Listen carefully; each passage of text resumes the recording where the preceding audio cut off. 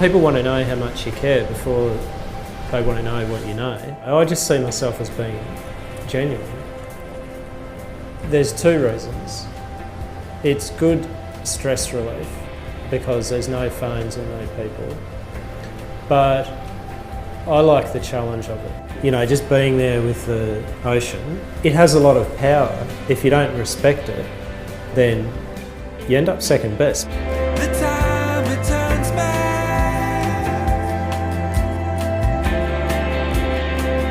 The tide will turn. I'm moving on with my life. I'm moving on.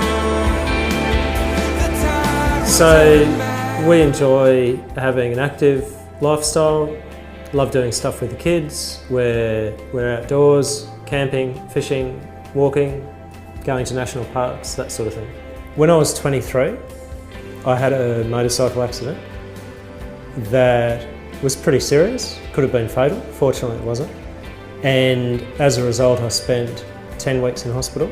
Then I had another month or so of rehab. So I had to learn how to walk again after all that. Like, I don't normally tell people about it because I don't want people to make an exception. What happened to me a year or so after it happened was if I was ever going somewhere and jumping in a car, people would say, "Oh, do you want to sit in the front?" I go, "No, I don't want to sit in the front. I don't want to be treated any differently because of it." So rather than have that in the back of my mind, I just rather not tell people because I don't think it's important. I like the challenge of being able to do something that at first probably doesn't seem easy, but then it's a worthwhile challenge. It's a worthwhile accomplishment. I see that in order to help other people, I need to step into their shoes to begin with. I first met Karl when I was seeking advice about whether renovating my house would have an impact and what sort of an impact on selling in the future. We were looking for a house. Out of the blue, we found one on their website. And we called Karl and he was really helpful. We met Karl through the neighbours. He was very kind enough to come up to the house and sit with me for quite some time and discuss the pros and cons.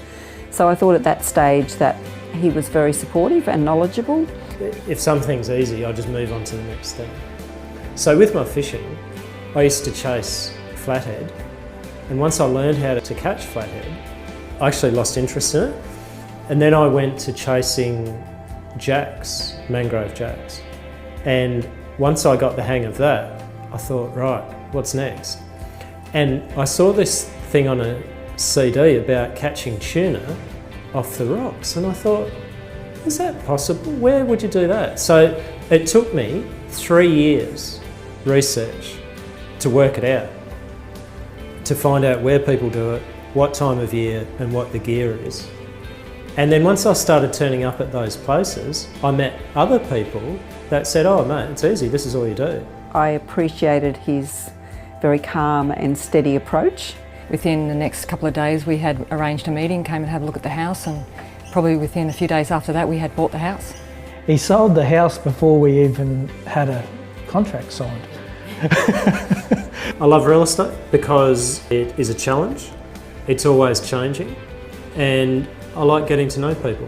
You're moving on with your life. You're moving on. Well, fishing's just an analogy for anything. Like, you don't just rock up one day with your brim gear and accidentally catch a mackerel by mistake.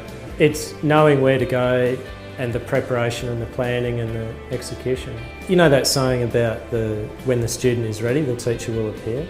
It's like that. Like, mentally, you've got to be ready to allow it into your life.